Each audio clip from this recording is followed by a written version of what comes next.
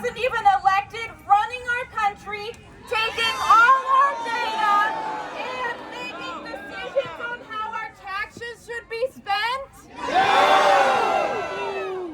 That's what Sarah thought too. Do you support our neighbors being rounded up and put into camps? Yeah, neither does Sarah.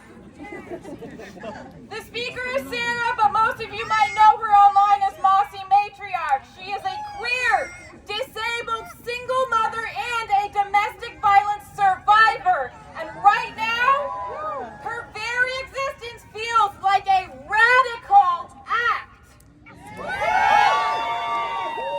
And do you know what they want to come for next? Medicaid, food stamps, and WIC. They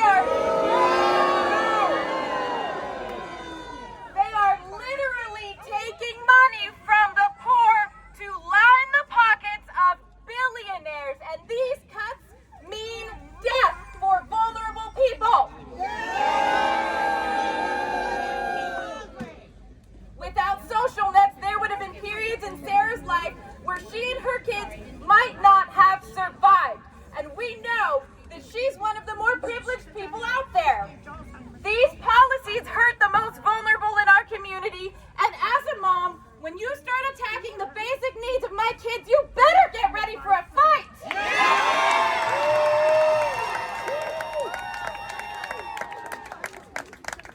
Sarah spent her career managing homeless shelters and helping the most vulnerable in our community, and people are barely hanging on as it is. We already have folks dying every month on our streets, and this administration seems dead set on attacking every single vulnerable and marginalized group, and we are not going to let it continue. Are you? They are attacking women. They attack queer community, disabled folks, the unhoused, our native populations, people of color, immigrants, and that list will keep growing. They are making our existence a radical act, and they shouldn't be surprised when we start to act radically. They've already removed DEI protections, and we all know what the next steps are in Project 2025. It's clear they want to eliminate anybody who's a drain on their system, anyone who relies on the support of others, so that the money can flow into their pockets.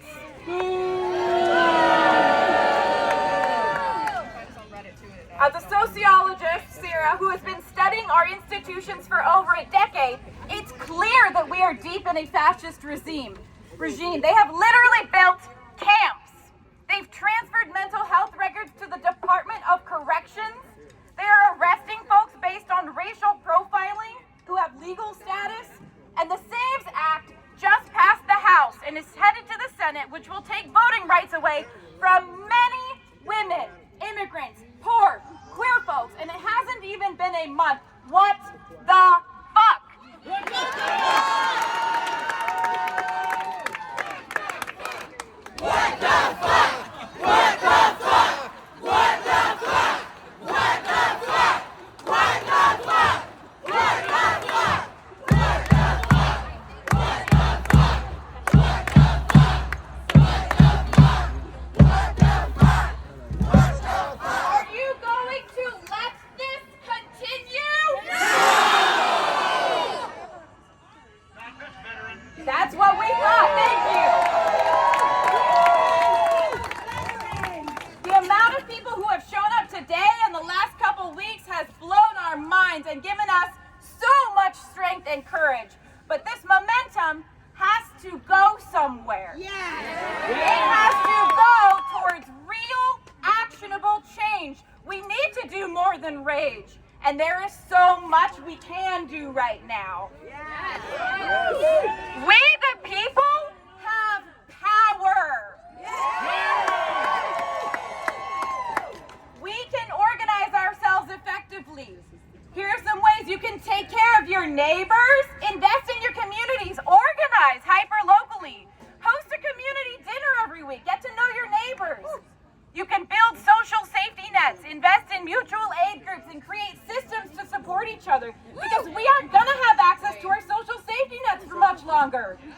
Be the village. Build the village. Run for local office.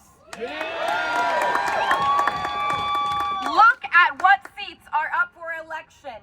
The deadline to register is May for November elections.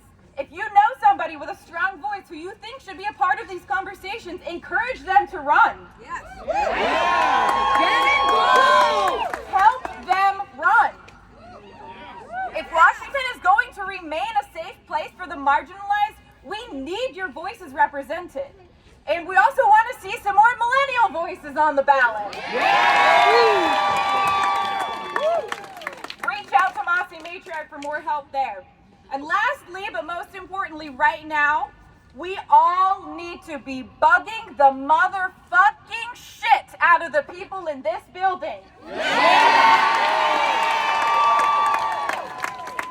of them have been far too quiet and far too moderate. It is clear that we need the dynamics in this building to be shaken up.